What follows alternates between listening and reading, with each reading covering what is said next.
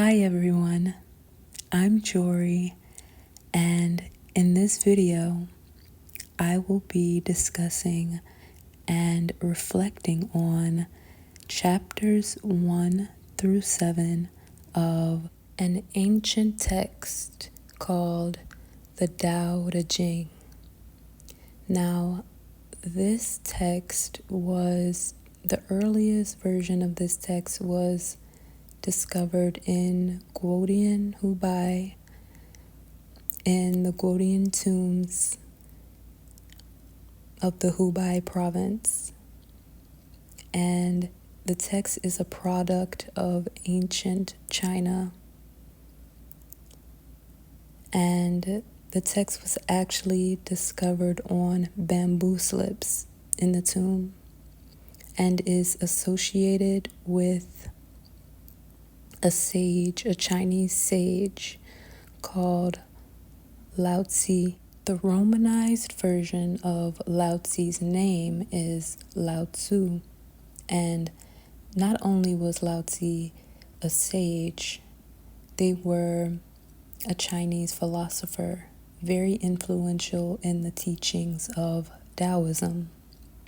The Hubei province, where the text was found, is located in central China, and the dominant ethnic group in Hubei currently are the Han, and they account for 95.6% of the Hubei population.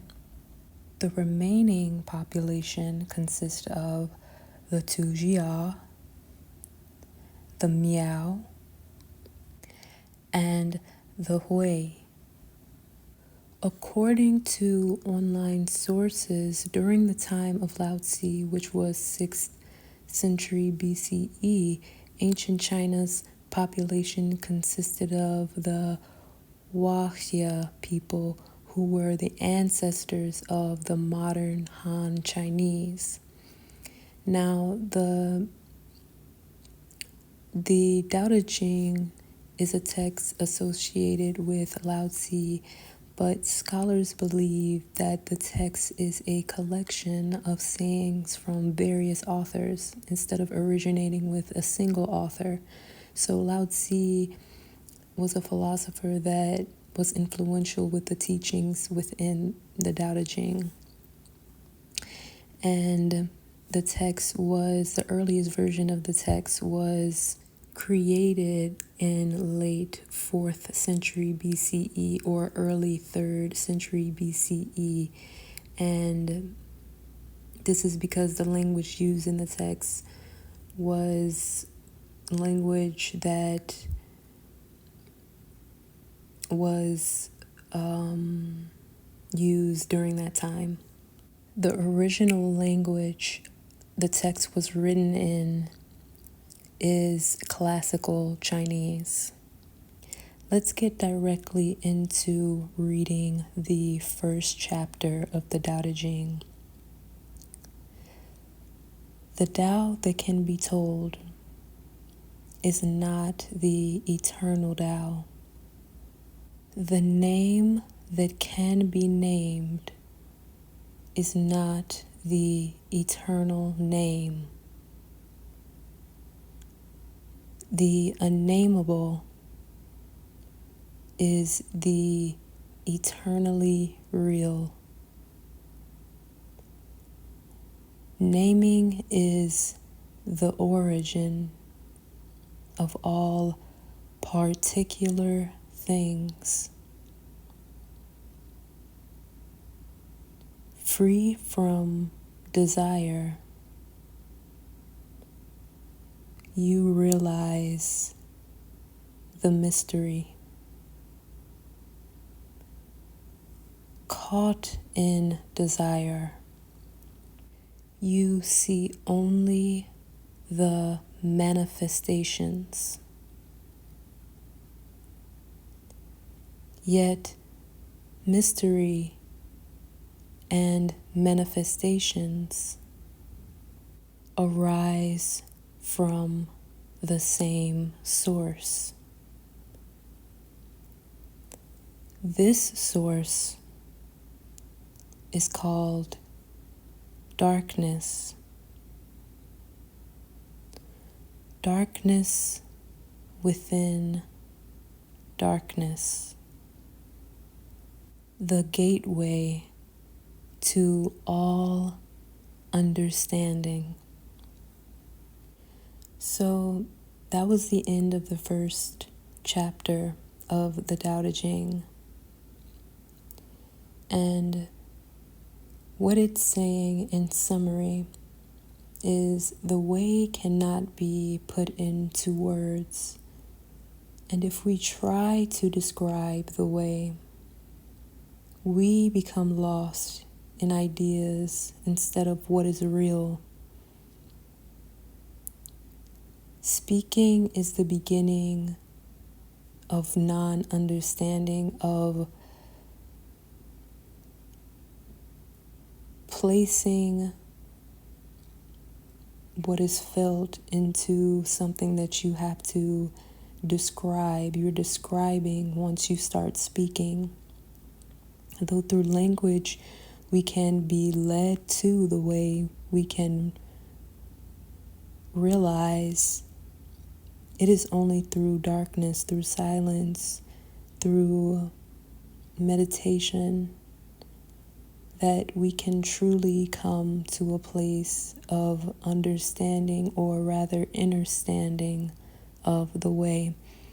I think this is true for things like love. We don't have a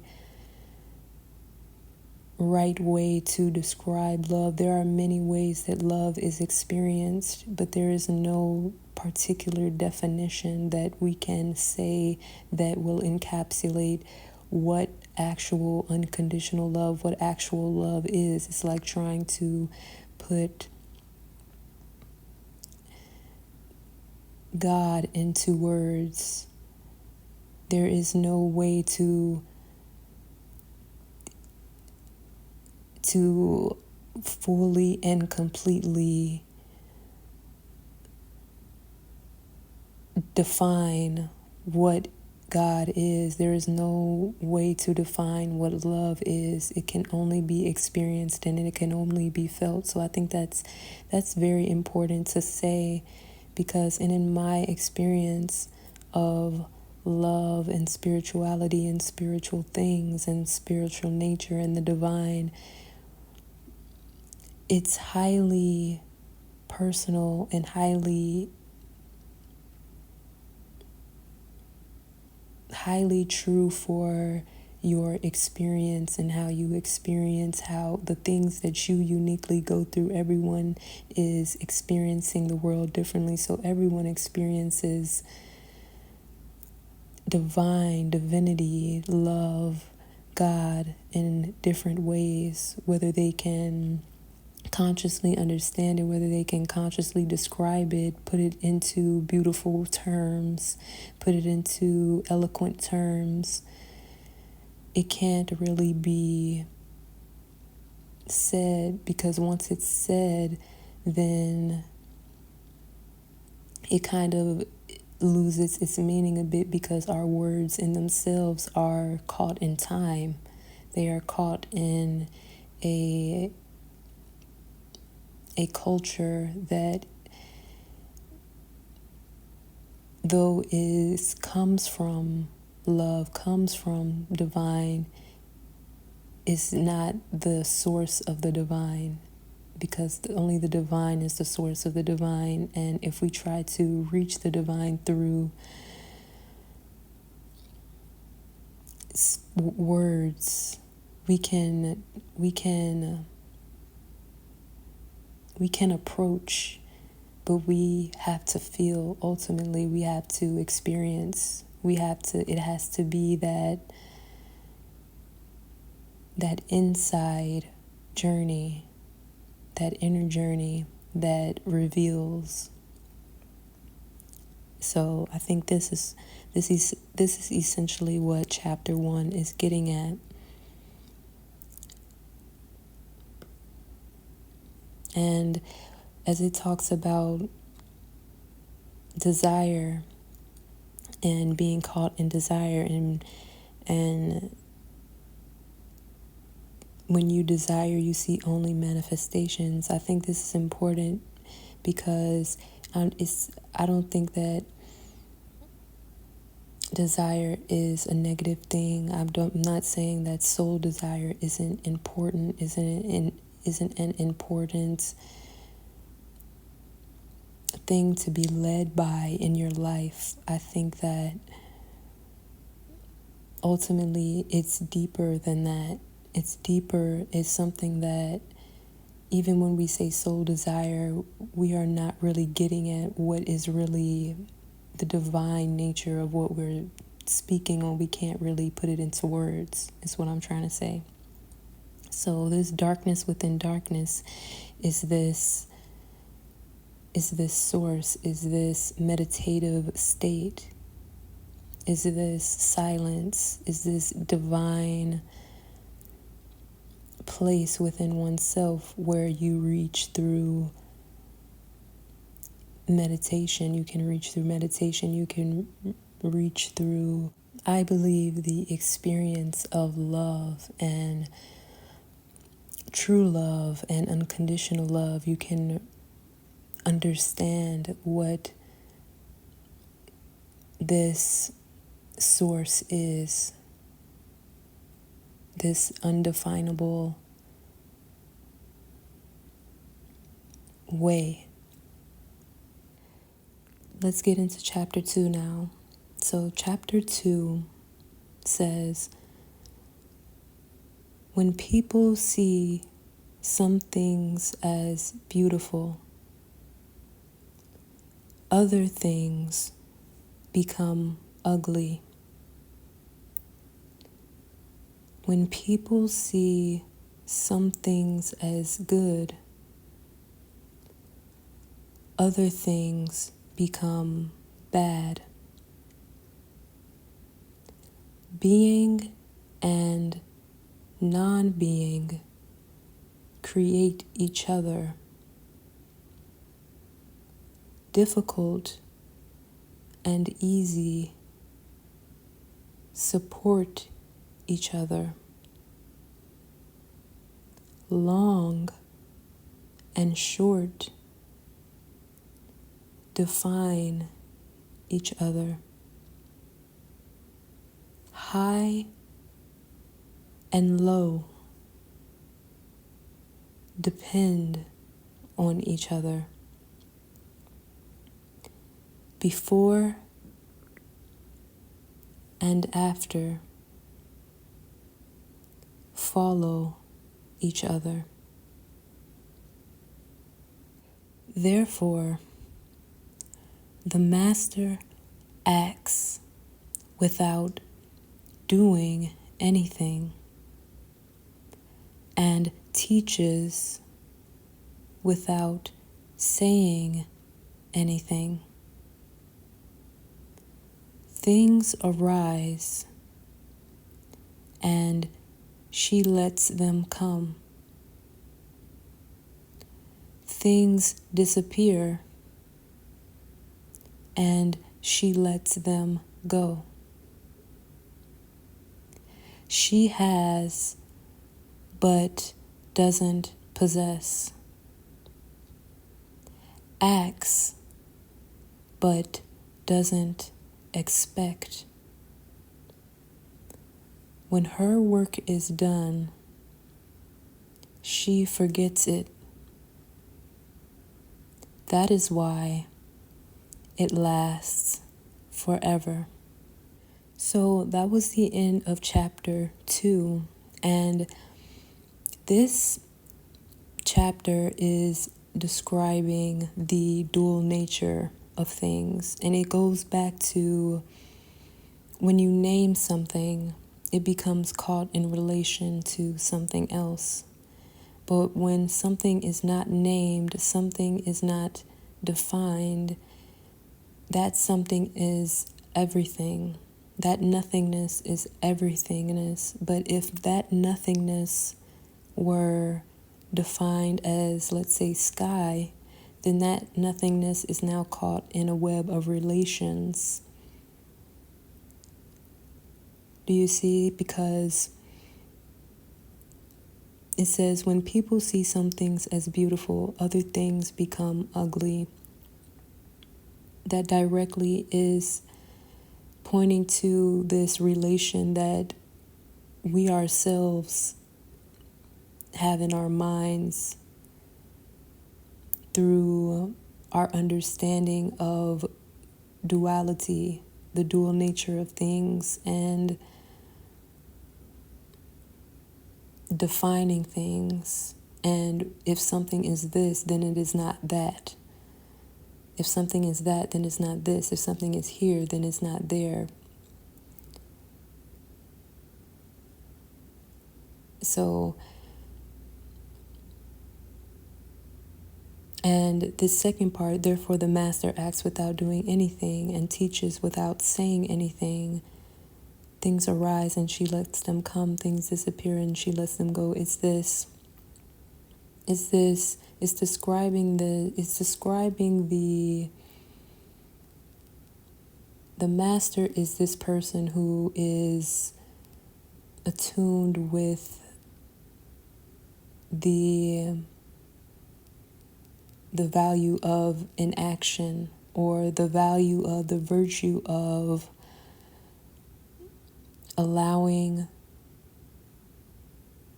what's happening to happen, to do her work and forget it, to not be attached to an outcome, because it is understood that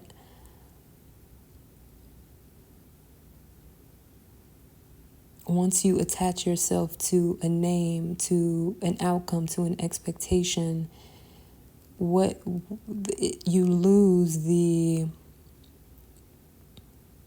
flow. The master in this sense is one who is not concerned with being, but concerned with the centeredness, the being centered within oneself in such a way that they are aligned. She is aligned with the flow of the way, with the flow of the Tao. Let's move on to chapter 3. Chapter 3 says, if you overesteem great men, people become powerless. If you overvalue possessions, people begin to steal. The master leads by emptying people's minds and filling their cores, by weakening their ambition and toughening their resolve. She helps people lose everything they know, everything they desire, and creates confusion in those who think that they know. Practice not doing, and everything will fall into place. So that was the end of chapter 3. And I think this chapter really gets at the society, in that if you put too much power in one place, then the people themselves become power. If you put too much power on a person,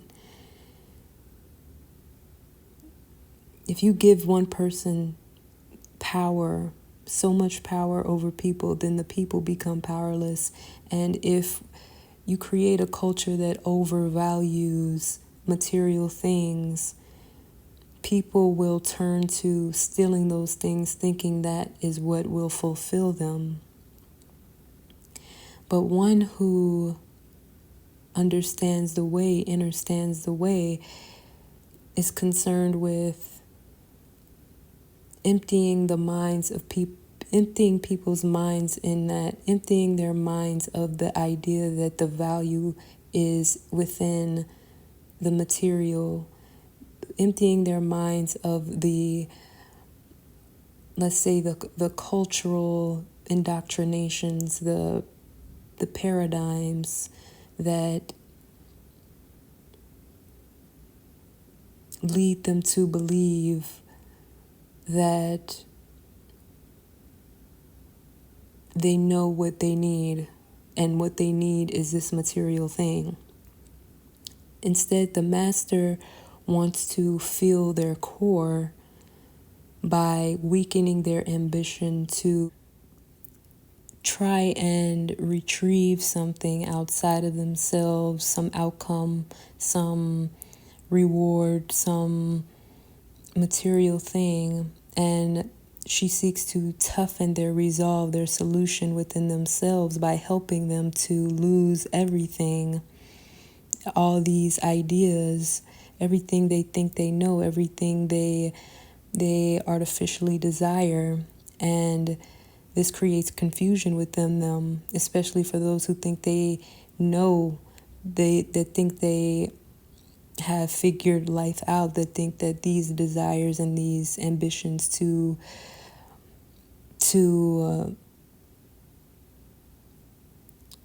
acquire some status or some place in life. She creates confusion and all that. She is saying practice not doing. Practice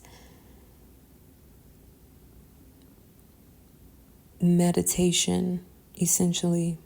Practice not trying to force, and everything will fall into place. Everything is already there. And what we need to do is relax in that knowing, in that meditative state of consciousness within ourselves. That is the resolve, essentially.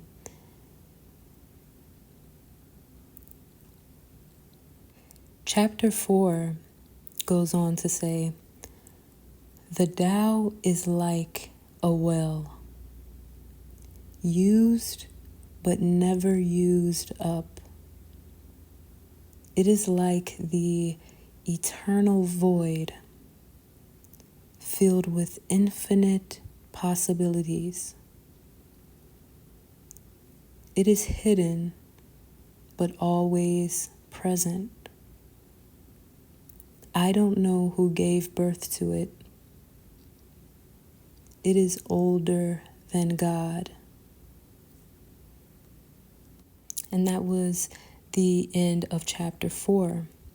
And in this chapter, it's really describing the nature of the way, the nature of this spiritual path. It is like a well.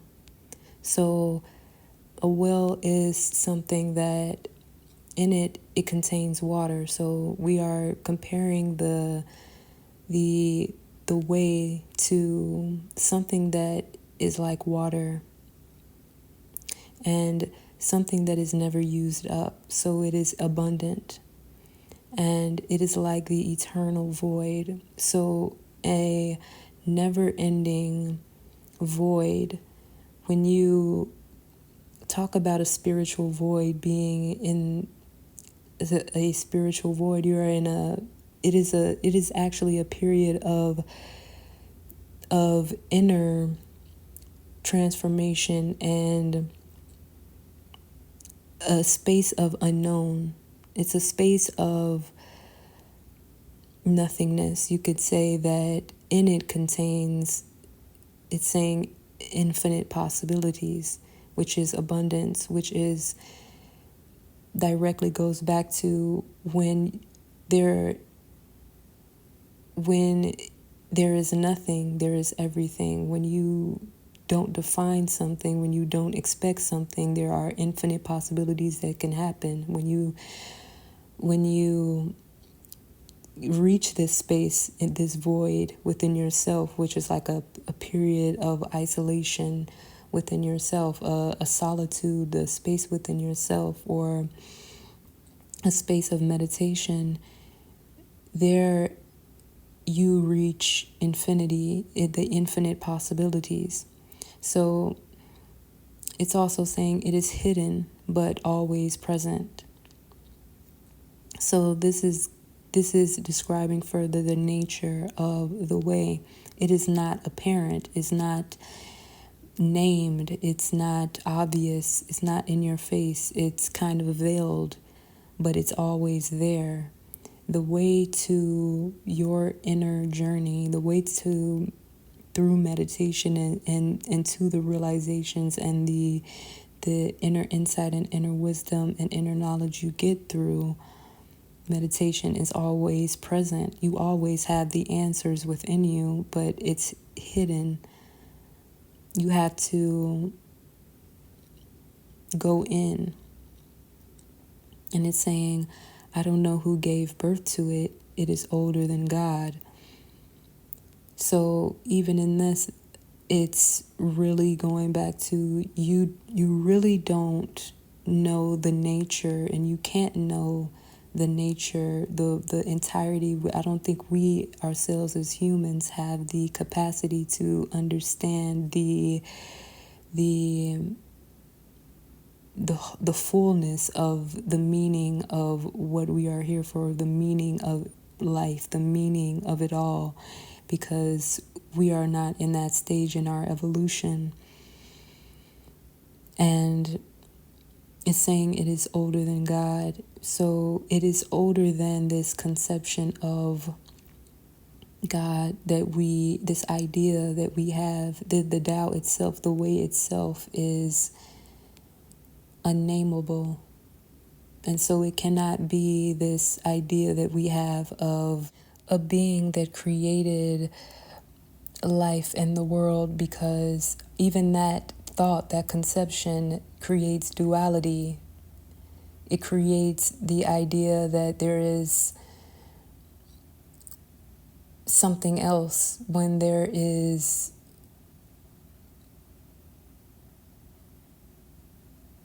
essentially nothing. There is the void, the eternal void, that darkness, that source. Moving on to chapter 5, the Tao Te Ching says, the Tao doesn't take sides. It gives birth to both good and evil. The Master doesn't take sides. She welcomes both saints and sinners. The Tao is like a bellows. It is empty, yet infinitely capable. The more you use it, the more it produces. The more you talk of it, the less you understand. Hold on to the center. That concludes chapter 5, which is ultimately getting at the way cannot be put into the category of good nor evil. If the way were to be either good or evil, then it wouldn't be for everyone. Everyone wouldn't be able, no matter who you are, wouldn't be able to reach the way. The way is accessible to every creature, each and every person, no matter if you are a saint or a sinner. And now it's saying that the Tao is like a bellows, and I looked up what a bellows is, and according to online, it says this is a device with an airbag that emits a stream of air when squeezed together with two handles, blowing air into fire. So the Tao can be used for infinite possibilities, in infinite ways. It's abundant in that sense that it doesn't belong to one purpose. And so it is infinitely capable. It says the more you use it, the more it produces. And that reminds me of creativity. The more you use your creativity, your imagination, the more you have. There is no running out of imagination or creativity because it's something that is ultimately infinite.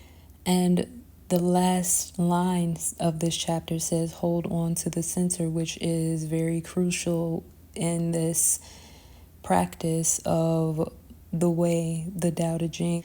As you hold on to your center, as you stay rooted in this unattachment to the naming, unattachment to the defining of the divinity, of the divine nature of things, as you stay centered within the meditative state of existing, of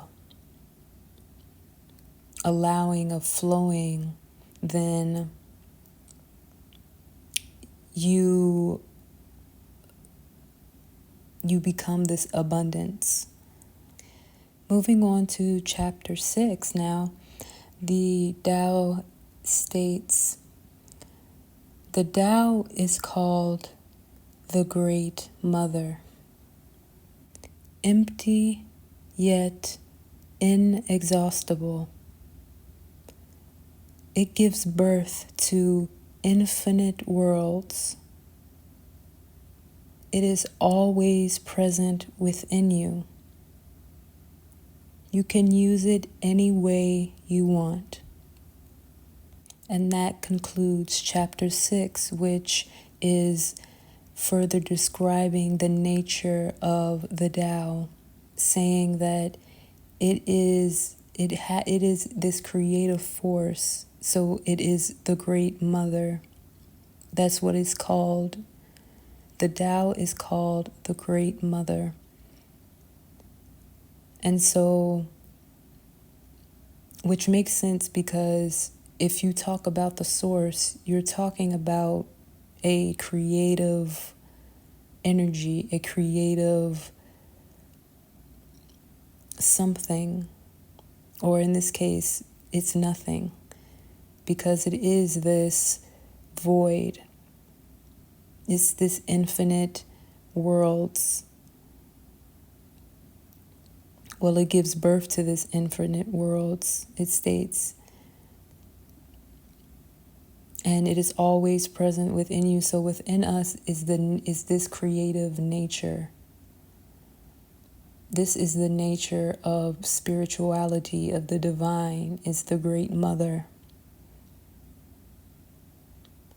And it's empty yet inexhaustible, which reminds me of another quote, another philosophical quote that is like, it's essentially getting at, you have to be empty. You have to empty your mind in order to receive. You can't be full and expect to receive. You have to be empty, because in your emptiness, in your understanding that you don't know, in your freedom of ideas, freedom, disattachment from ideas and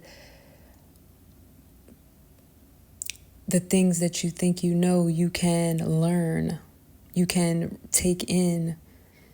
When you were first born, when you were in this state of not being so indoctrinated with things that may block you from, that may now block you from learning new things or being open to learning new things, you could learn quickly because you did not have all this predetermined ideas that you couldn't learn something or that something wasn't valuable to learn. You were just curious, and that's what this is getting at. Let's move on to chapter 7 now, which states, the Tao is infinite, eternal. Why is it eternal? It was never born. Thus, it can never die. Why is it infinite? It has no desires for itself. Thus, it is present for all beings. The master stays behind. That is why she is ahead. She is detached from all things. That is why she is one with them.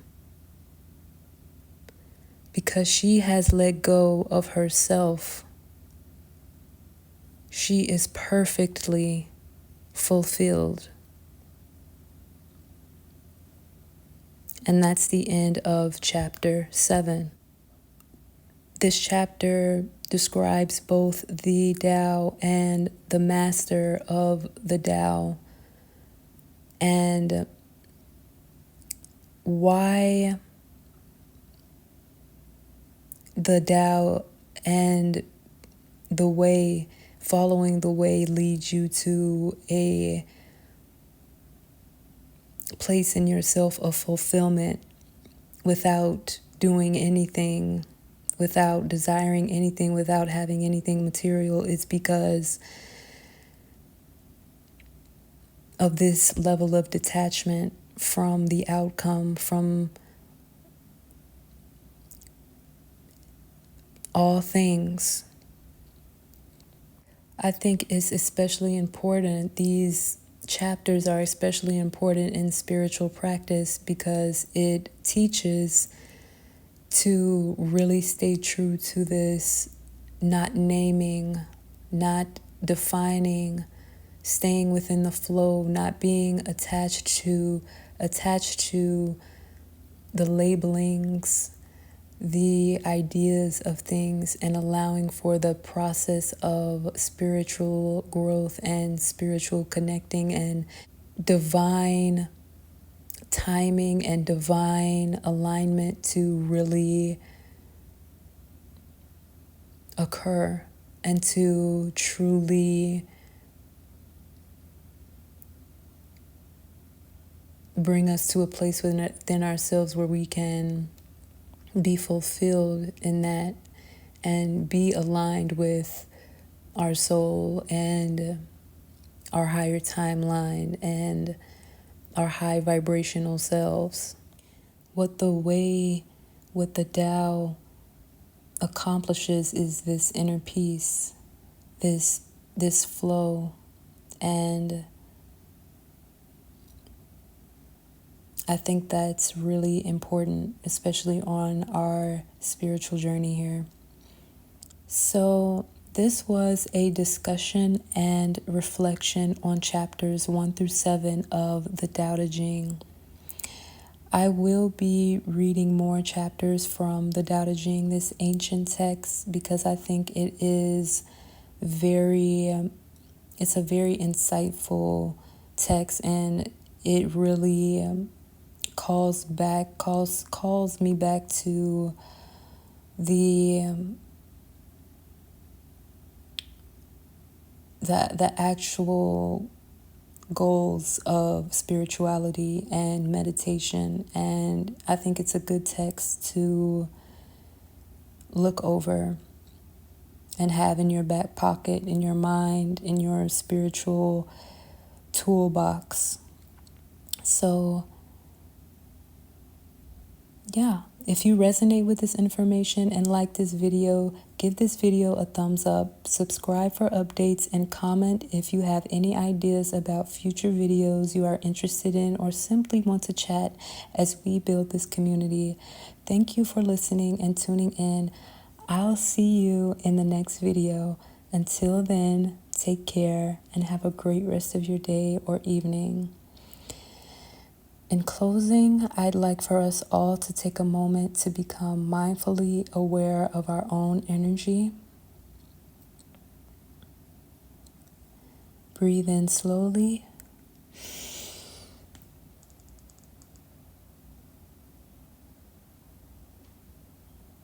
And out.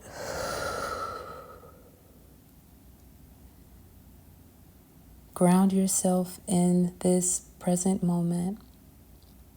Grounding yourself in this present moment. Love to you. Love to you. Love, love, love, love, love, love to you. Love. Love to you.